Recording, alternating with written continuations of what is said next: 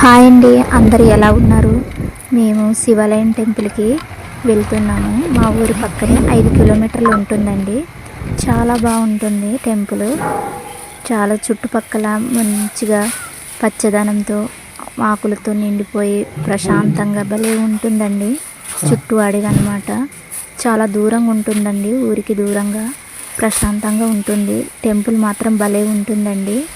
ఎప్పుడైనా మీకు వీలు కుదిరితే ఫ్రెండ్స్ చూడటానికి వెళ్ళండి. ఊరి పేరు మద్దివీడు అనమాట. చాలా బాగుంటుంది ఫ్రెండ్స్. చాలా పవర్ఫుల్ గాడ్ అనమాట.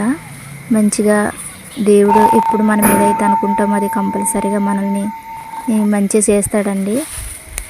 మా ఆయన, నేను, మా పిల్లలు వచ్చామండి. నలుగురం వచ్చాము. మా బాబా అవతల వైపు ఉన్నాడు.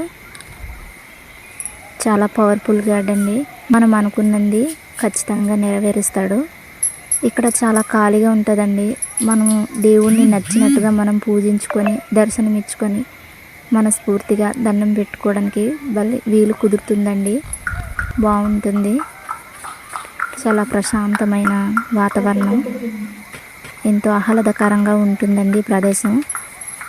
గుడిలో మనం ఎప్పుడైనా మనసు బాగాలేనప్పుడల్లా ఇలాంటి టెంపుల్కి రావాలండి. ఎంత ప్రశాంతంగా ఉంటుందో నిజంగా చెప్పలేమండి, అంత బాగుంటుంది.